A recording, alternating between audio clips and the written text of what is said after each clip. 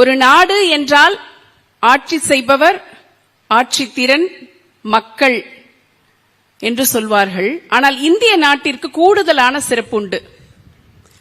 இந்த நாட்டை தான் புனிதமன் என்று சொல்வார்கள், மகான்களின் தேசம் என்று சொல்வார்கள், ஞான பூமி என்று சொல்வார்கள். என்ன காரணம்? இந்த மண்ணிலேதான் அதர்மம் தலை தூக்கும் போதெல்லாம் இறை அவதாரங்கள் நிகழ்ந்திருக்கின்றன. மகான்கள் இங்கே தோன்றியிருக்கிறார்கள். அப்படி தோன்றிய அருளாளர்களுள் இந்து சமயத்தை உயிர்ப்பிக்கச் செய்தவர் ஆதிசங்கரர். அருளாளர்னா நான் எப்படி பார்க்கிறேன் அப்படின்னா,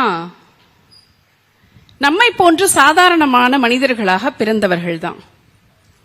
ஒவ்வொரு மனிதருக்குள்ளேயுமே 4 விதமான குணங்கள் இருக்கும். இயல்பா நாம இருக்கும்போது மனிதர்களா இருப்போம். சிந்திக்க தெரியாம சில நேரங்கள்ல மிருக குணம் எட்டி பார்க்கும். மூர்க்கத்தனம் வெளியே வரும்போது அசுர குணமா மாறி போகும். அருளும் அன்பும் எப்போது இருக்கிறதோ தெய்வ குணம் வெளிப்படும். இதுல நம்ம கிட்டலாம் இன்னைக்கு இருக்கக்கூடிய காலத்துல மனித குணம் நிரம்பி இருந்தாலே பெரிய விஷயமா இருக்கு. மனுஷனா வாழ்ந்தாலே போதுங்கிற மாதிரி இருக்கு. ஆனா இந்த அருளாளர்கள் யார் என்றால், அவர்களுக்கு உள்ளே இருக்கிற தெய்வ சக்தியை முழுவதுமாக பயன்படுத்த அவர்களுக்கு கிடைத்த ஆயுட்காலத்தை முழுக்க முழுக்க இந்த மனித சமுதாயத்திற்காக அர்ப்பணித்து அவர்களுக்குள்ளே பொதிந்து கிடக்கிற திறமைகளை எல்லாம் சுற்றி இருக்கக்கூடிய ஜீவன்களுக்காகவே ஒப்படைத்து பிறப்பு இறப்பு என்கிற சூழலில் இருந்து விடுபட்ட ஆத்ம ஞானி யாரோ அவரே அருளாளர். அப்படியான அருளாளர்கள் இந்தியா முழுவதுமாக இருந்திருக்கிறார்கள். ஆதிசங்கரர், அவருடைய தோற்றத்தை பார்த்தாலே தெரியும், எளிமையான ஒரு தோற்றம். இந்த எளிமையான தோற்றத்தோடு எங்கேயோ தெற்கு கோடியில பிறந்தவர் கற்பனைக்கு கூட எட்டாத அத்தனை அபூர்வங்களை செய்திருக்கிறார். என்னெல்லாம் செஞ்சாரு? இன்னைக்கு ஒரு 5 நிமிஷம் அந்த குழந்தைங்க பாடும்போதே அப்படி ஒரு உயிர் துடிப்பாக இருந்தது, மனசுக்கு அவ்வளவு இதமாக இருந்தது. தெய்வ அலை இந்த இடத்திலே பரவியதை நம்மால் உணர முடிந்தது. அவர் அதே மாதிரி இறைவன் முன்னாடி பாடி இருக்காரு. சரி, பாட மட்டும்தான் செய்தாரா? பாடல்களை எழுதியிருக்காரு. பாடல்களை எழுதிய கவிஞர் மட்டும்தானா? நிறைய யோசிக்கவே முடியாத மிகப்பெரிய நூல்களுக்கெல்லாம் உரையாசிரியரா இருந்திருக்காரு, நூலாசிரியரா இருந்திருக்காரு. அத்வைதம் என்கிற மிகப்பெரிய இயக்கத்தினுடைய தலைவராக இருந்திருக்காரு. பாரதம் முழுவதும் தன்னுடைய ஆயுட்காலத்திலே 3 முறை வலம் வந்திருக்கிற யாத்ரீகரா இருந்திருக்காரு. எல்லாவற்றுக்கும் மேலாக ஒரு பற்றில்லாத துறவியாக இருந்திருக்கார். எப்படி இதெல்லாம் செஞ்சாரு? அத்வைதம்ங்கிற கொள்கையை எப்படி நிலைநாட்டினார்? முதல்ல அத்வைதம்னா சாதாரண மக்களுக்கு எப்படி புரியும்? துவைதம் என்றால் 2, அத்வைதம் அப்படின்னா 2 அல்ல, 1. வேற ஒண்ணும் இல்லைங்க. எளிமையா சொல்லணும்னா, நீங்க நானு நம்மளெல்லாம் மேல இருந்து பார்த்துட்டு இருக்க கடவுள்னு சொல்றோம். அவர் என்ன சொல்றாரு? எல்லாமே ஒரே சக்தி, பரம்பொருள். இந்த உடல் அழிய போவது, உள்ள இருக்கிற ஆன்மா உறுதி, அந்த இறைவனுடைய பிம்பம் தான் நாம எல்லாம் ஒன்று. இந்த அத்வைதம் எல்லாருக்கும் புரியணும் இல்லையா? எல்லா மக்களுக்கும் போய் சேரணும்.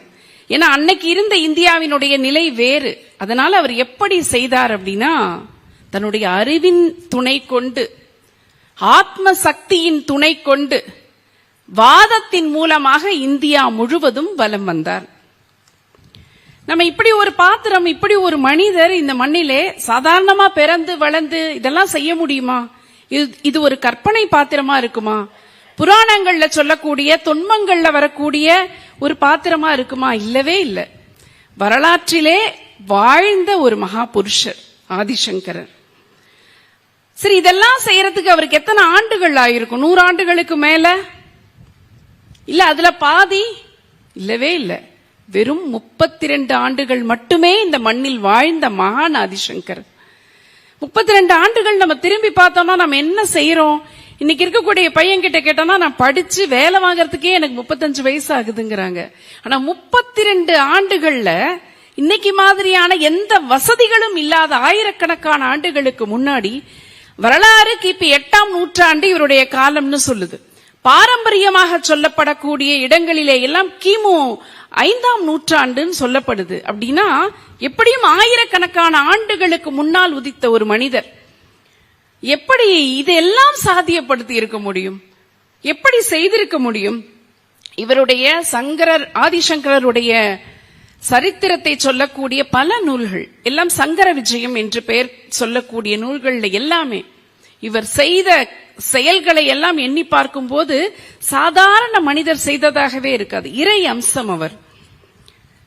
சங்கரர் பிறந்த காலம் ஆதிசங்கர். அதனாலதான் சகோதரி நிவேதிதை சொல்றாங்க, சுவாமி விவேகானந்தருடைய சீடர் சகோதரி நிவேதிதை ஒரு முறை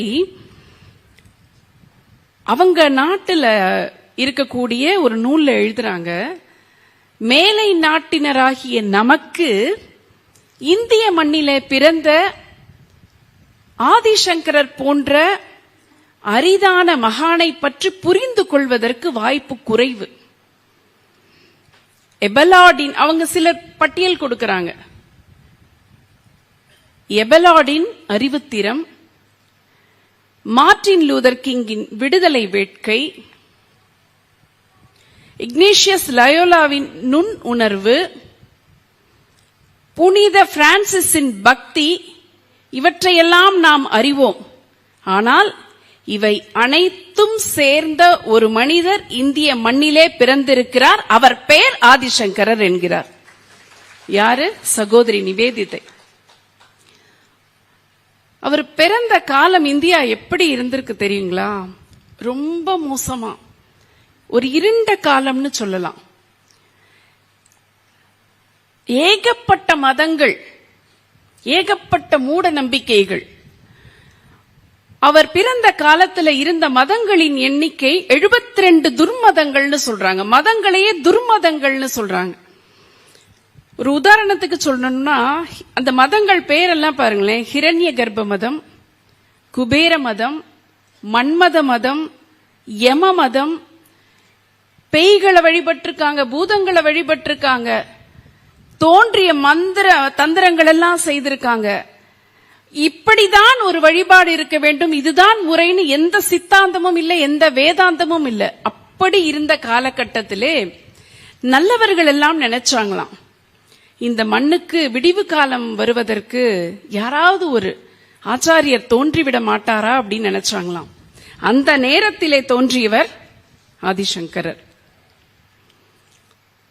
ஆதிசங்கரர் வந்துதான் இந்த துர்மதங்களை, இவங்ககிட்ட ஒரே கொள்கையை நிறுவனம், இந்த துர்மதங்களை எல்லாம் மாற்றணும். ஏன்னா மனசு வேற மாதிரி மாறி இருக்கு, தெய்வங்களையே மாற்றி வச்சிருக்காங்க. இவர்களுடைய மனநிலையை எல்லாம் மாற்ற வேண்டும் என்றுதான் அவர் ஷண்மதங்களை புனரமைக்கிறார். ஷண்மதங்கள்னு வேற ஒண்ணும் இல்லைங்க, 6 மதங்கள். அது எப்படி அந்த 6 மதங்கள்னு அவர் ஒரு வரையறை கொடுக்கிறார் அப்படின்னா, இந்தியா முழுக்க பயணப்பட்டவர் தானே அவரு. இந்தியாவினுடைய வடக்கே பார்க்கிறாரு, சிவனை வழிபாடு செய்பவர்கள் அதிகம். சிவ வழிபாடையே அவங்க வேற மாதிரி செய்திருக்காங்க, ஆனா சிவனை வழிபாடு செய்பவர்கள் அதிகம், அதனால சைவம். மத்திய இந்தியாவிலே பார்க்கிறார், விஷ்ணுவை வழிபாடு செய்கிறார்கள் அதிகமாக, அதனால வைணவம். கிழக்கு இந்தியாவில் பார்க்கிறார், கல்கத்தா மாதிரியான இடங்கள்ல சக்தி வழிபாடு அதிகமாக இருக்கிறது, அதனால் சாக்தம். மேற்கு இந்தியாவில் கணபதி வழிபாடு அதிகமாக இருக்கிறது, அதனால கானபத்தியம். தெற்க வராரு, தெற்கு இந்தியாவிலே முருக வழிபாடு அதிகமாக இருக்கிறது, அதனால் கௌமாரம். வேதத்திலே சூரிய வழிபாடு நிறைந்திருக்கிறது என்பதனால் சௌரம். சைவம், வைணவம், சாக்தம், கானபத்தியம், கௌமாரம், சௌரம் என்று 72 துர்மதங்களாக இருந்ததை கட்டமைத்து 6 மதங்களாக கொண்டு வருகிறார்.